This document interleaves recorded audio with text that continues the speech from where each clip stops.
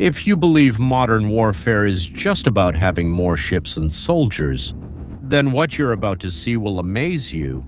May of 2025, coast of Russia, 30 miles from Novorossiysk. This is the perspective of a Ukrainian maritime drone on a combat mission.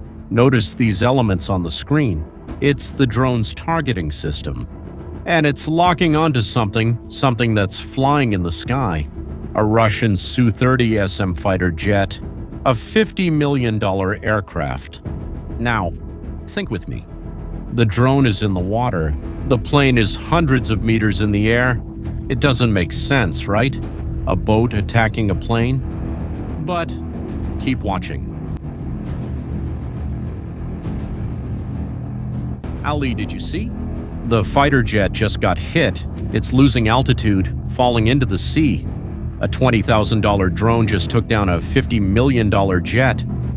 And you know what's even more impressive? This had never happened before in the history of modern warfare. A boat taking down a plane, but on that same day, another fighter jet crashed the same way. But what you just saw is only one chapter of a much bigger story. What Ukraine has done to the Russian fleet so far is even more impressive.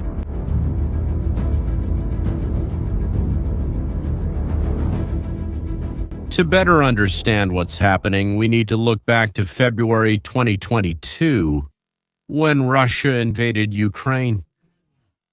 Do you know what was one of the first things the Russians did? A total naval blockade. Now consider this. Ukraine depends on exporting grain to survive economically. I'm talking about wheat, corn, and seeds. Entire countries in Africa and the Middle East depend on these exports. But with Russian warships blocking the ports, nothing was going out, nothing was coming in. In March of 2022, Ukrainian exports dropped by almost half. The economy was bleeding. And in that sense, the Russian strategy was relatively simple. Without export money, Ukraine collapses. Without money, a war can't be sustained. That was the dragon Ukraine had to face. A fleet of dozens of warships and submarines, 200 years of naval tradition, billions in military investment. And Russia, well, it had all the trump cards, or at least they thought they did. But there was a problem. Ukraine did not accept losing. Let's move forward a bit to April 2022. It was a dark night on the Black Sea. 2 missiles cut through the sky toward the largest ship of the Russian fleet, the Moskva. The pride of the Russian Navy, this giant cruiser is nearly 200 meters long. 510 sailors aboard. Value? An incredible $750 million. The 2 Neptune missiles hit it directly. Right after the attack, Russia stated that it was an accidental fire, but satellite images don't lie. In less than 2 days, the Moskva was at the bottom of the sea. And that moment changed everything, because Ukraine proved something that military manuals said was impossible. The idea that you don't need a navy to sink ships, you just need to be smarter. That's when the hero of this whole story came in, but it wasn't the hero Russia was expecting. I'm talking about the Ukrainian naval engineers. Before the war, many worked in the civilian industry. They worked on commercial projects, vessels for transport, but now they work in precarious conditions, with emergency lights, the noisy generators, walls that shake with every distant explosion. Sometimes they lose power in the middle of welding. They have to wait for the generators to come back, but they keep going, because finishing each drone can save Ukrainian lives and sink millions of dollars in Russian steel. The first prototypes were built in makeshift facilities with no sophisticated military equipment, no defense budget, just commercial tools and creativity. They built adapted engines and explosives, basic security cameras. It looks improvised, but it worked, and most importantly, it was incredibly cheap. And among the drones they built, one of them deserves special attention, the Magura V5. A little boat 5.5 meters long but with an incredible range of 800 kilometers. It looks smaller than it is. It can carry up to 320 kilos of explosives. But there was a problem. It may seem like a lot, but 320 kilos isn't enough to sink a modern warship. These ships are divided into sections. If a hole appears in the hull, well, they seal off that area and keep floating, so Ukrainian engineers change tactics. Instead of a drone, they sent 10. All at the same time from every direction, like piranhas attacking a much bigger prey. Picture yourself aboard a Russian ship on a dark Black Sea night. Suddenly, lights appear in the water, small and fast, coming from all directions. You rush to the machine gun and fire into the darkness, but there are too many and they're too fast. And they just keep coming.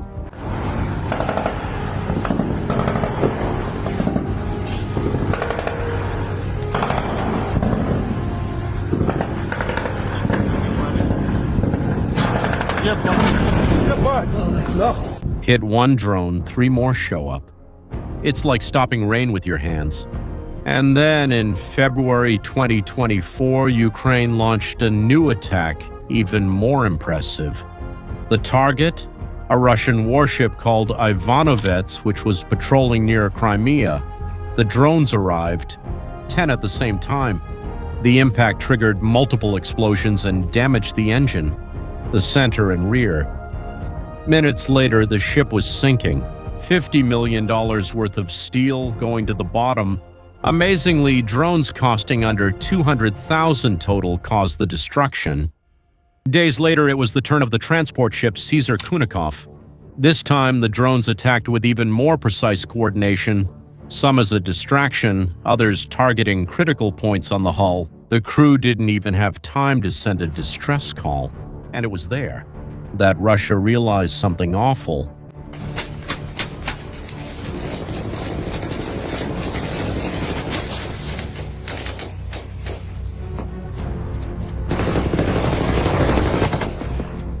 Their defense systems were designed to stop missiles coming from the sky, not to stop swarms coming from the water. They couldn't defend themselves. The damage was significant, but the biggest blow Russia suffered wasn't this one. Let me tell you what happened. Russia concealed the submarine Rostov-on-Don in Novorossiysk port. Its value, more than $300 million, equivalent to several of those ships we mentioned earlier. And as you can imagine, it was very well protected, with barges around it, anti-drone nets, and layered defense systems. Russia thought it was safe in there. But in the early hours of September 24, 2023, a Storm Shadow cruise missile crossed the sky. It pierced dozens of meters of rock and concrete. The explosion was seen from space. When the smoke cleared, the submarine was destroyed, sunk inside its own harbor. That's when Russia learned a tough lesson. If even a fortified harbor wasn't safe, where else could they go? The answer to that question came in 2024. Nowhere. So the Russian fleet abandoned Sevastopol, the naval base they had been using for over 200 years. The ships fled east, away from the Ukrainian coast. But as Russia retreated, Ukrainian drones were evolving. They were no longer just explosive boats. They were becoming weapons platforms. More recently, in December 2024, a Magura V5 appeared in a video carrying something different, a missile launcher, the same anti-aircraft missiles normally used on fighter jets. And then something unexpected happened, a Russian helicopter. Mil-8 was flying over the Black Sea. The drone locked onto the target, fired, and the helicopter exploded in the air. It was the first time an unmanned maritime drone downed an aircraft. First there were 2 helicopters, then 3, and then we reached May 2025, the moment you saw at the beginning of the video. 2 Su-30 fighter jets, combat aircraft piloted by aviators trained for years, were shot down by remotely controlled drones 30 miles off the Russian coast, over the sea. The asymmetry was absurd. A boat taking down planes. And with that, Ukraine broke the naval paradigm that had existed for centuries. Now, in early 2026, the estimates are that 40% of the entire Russian Black Sea fleet has been destroyed or is severely damaged. Nearly half, including cruisers, corvettes, transport ships, and submarines. Billions of dollars in naval capability simply wiped out. What's left is hiding in the ports, afraid to come out. There's something even more telling in this story. In July 2025, Russia announced that it will dismantle the Admiral Kuznetsov. Their only aircraft carrier had been under repairs for 8 years because of fires, accidents, and embezzlement. In the end, they gave up and are going to cut the ship into pieces. Without an aircraft carrier, Russia ceases to be a global naval power, and while Russia was sinking, Ukraine was coming back to life. In 2024, Ukraine exported 88 million tons of grain. In January 2025, exports returned to pre-war levels. The reason? The same drones that destroyed Russian ships now protect Ukrainian commercial vessels. Every ton of exported grain generates revenue. That revenue funds more drones. Those drones destroy more Russian ships. Fewer Russian ships means safer routes. Safer routes mean more exports. A virtuous circle that Russia can't break. Ukrainian engineers saved the economy. They prove something that will change future wars forever. And the world is paying attention. Take Taiwan, for example. In March 2025, Taiwan unveiled its own naval drone, the Endeavour Manta, a drone directly inspired by Ukrainian drones. Taiwan invested $40 billion in asymmetric warfare, and the reason for this is simple.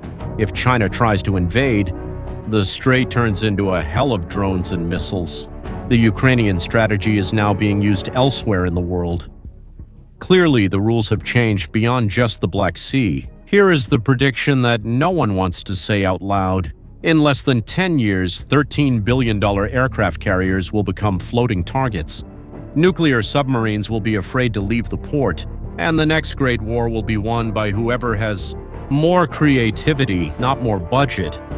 Because what Ukraine proved is simple.